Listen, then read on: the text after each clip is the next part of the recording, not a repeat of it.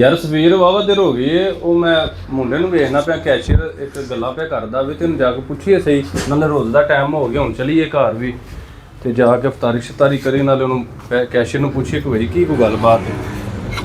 ਕਿੰਨੀ ਦੂਰ ਹੋ ਗਈ, ਮੁੰਡਾ ਫਿਰਦਾ ਪਿਆ ਵੀ ਉੱਥੇ ਤੇ ਤੁਹਾਨੂੰ ਪਤਾ ਕਿ 100 ਮਾਮਲਾ ਦੇ ਨਾਲ ਜੀ ਆਉਂਦੇ ਰਹਿੰਦੇ ਨੇ, ਜਿਹਨਾਂ ਦੀ ਹੈਲਪ ਕਰੀ ਦੀ ਹੈ। ਕੀ ਹਾਲ ਹੈ, ਠੀਕ ਹੋ? ਹੋਰ ਸਭ ਖੈਰ ਕਰੀਏ ਤੇ ਹਾਂਜੀ ਖੈਰ ਹੀ ਹੈ। ਆਪਣਾ ਗੱਪਾਂ ਲਾ ਰਹੇ ਹੋ ਤੁਸੀਂ ਡਿਊਟੀ ਟਾਈਮ ਤੇ? ठीक ठाक। ਤੇ ਕੀ ਕਜ਼ਨ ਹੈ? नहीं कजन नहीं, काम के सिलसिले से आया। ਕਿਹਦੇ ਵਾਸਤੇ ਆਇਆ? काम के सिलसिले से ਕੰਮ आया। ਦੇ ਜਾਣਨਾ ਇਹਨੂੰ? नहीं ਹਾਂ ਪੁੱਤਰ, ਕਿੱਥੋਂ ਆਇਆ? मैं पाँच साल अपना ਸਹੀ ਵੱਲੋਂ ਆਇਆ। ਤੇ ਕਿਹੜਾ ਕੰਮ ਕਰ ਲੈਣਾ? पहले भी यही करीदा सीगा। ਪੰਪ ਦਾ ਕਰਦਾ ਰਿਹਾ हाँ जी ਤੇ ਹੁਣ ਵੀ ਪੰਪ ਦਾ ਹੀ ਕਰਨਾ ਹੈ? हाँ जी। ਤੇ ਇੱਥੇ ਆ ਬੰਦੇ ਦੀ ਜ਼ਰੂਰਤ ਹੈ? गुजरात को ਗੁਜਰਾਤ ਜ਼ਰੂਰਤ ਹੈ?